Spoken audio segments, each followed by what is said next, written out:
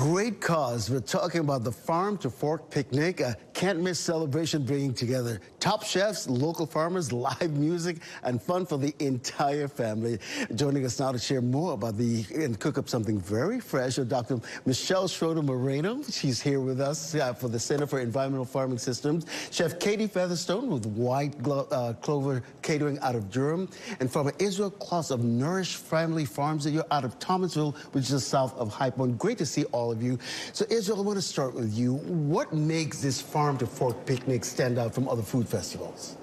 Well, this is definitely about sustainable farming, and it fits with our model. We do use no pesticides and no fertilizers, so I was excited when we got the invitation.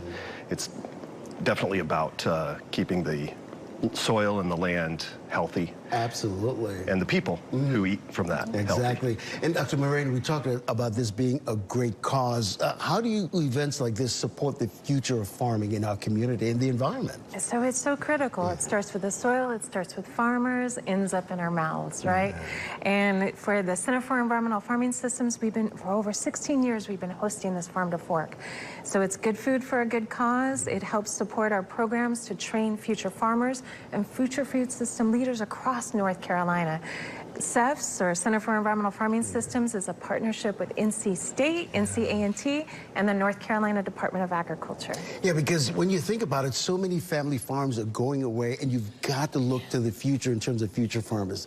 So Chef Katie, White Clover Catering out of Durham, you're going to prepare something for us this morning. So first of all, what inspired this dish, and walk us through what you're doing? Well, the first thing I got was from Israel, letting me know all the beautiful things that he had available for us this week, and at that point in time it was very obvious that we just needed to make a most beautiful salad. Absolutely. So what do we have here? So we have some of his microgreens, some sorrel, some nasturtiums. Nasturtium, never heard of that one. That's this flower here. The big red one. The big red one, and these leaves as well, correct? Yes, as well.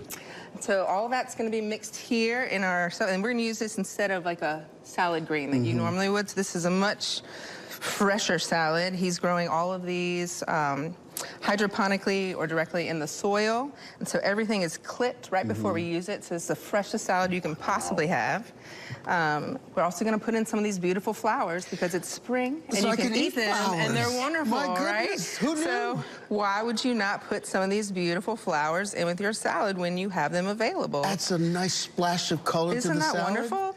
Appetizing to the eyes. Yeah, and then so also we are partnered with a Red's Quality Acre for the picnic, and so we brought a couple of their things as well. We got some beautiful radishes that they just picked this morning, so we're gonna throw these in here as well.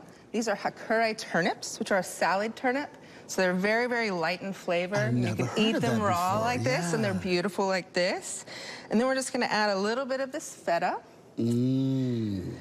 Everybody loves cheese. Everything is better with cheese. Everything is better with cheese. A little bit of fresh mint that we're just gonna tear into here to add a little brightness. And then we made a violet vinegar, which is right next to you. We infused that earlier this spring with some beautiful foraged violets. Yeah. And we foraged those ourselves. And then we've made a vinaigrette out of those. So it's this nice, beautiful light pink color, which is lit from those violets. So what's in the vinaigrette? It's just the violet vinegar, a little bit of olive oil, salt, and pepper. That's it? And a little bit of honey to bind it. Yeah. Super, super simple. Wow. So what we're gonna do is just pour a little bit of this in with our salad greens. And since it's so light, we want to use our hands. Yeah, just... So you want to be really gentle when you're mixing. And if you were to do this in a larger bowl, you could serve it just like this, serve out of it. Or you can plate it like this on a beautiful plate. Nice. Make sure you get some of these really lovely flowers across the top. Make sure you get everything right there so you can see everything.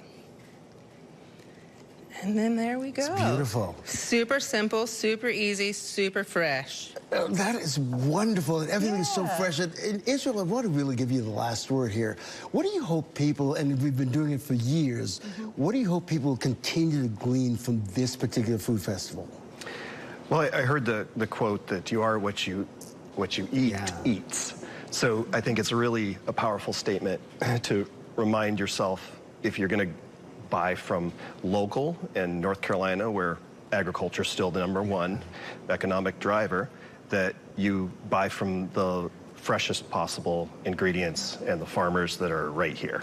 Well, really quickly, pass me that fork. Yeah. I can't get, I know viewers are saying, Ken, you got to taste that salad. I mean, There you she did go. all this work. You got to taste it. You got to eat one of the flowers. Definitely need to eat a flower. Yeah. Oh, crunchiness of the turnips. Oh, and the vinaigrette. So light. Yeah. Love it. Wonderful. Thank you all so much. Thank you for having us. Thank you for having us. Don't miss the Farm to Fork picnic. It's Sunday, June 8th from 4 to 7 p.m. at Donovan Manor in Fuquay-Varina. Tickets and info available now at cefs.ncsu.edu. All the best. Thank you so much. Thank you so for much. this education. Absolutely. Thank you. And Thanks the for having salad, us. it's delicious. Michelle, I might save some for you. You know what? You better, because I want to taste one of those flowers.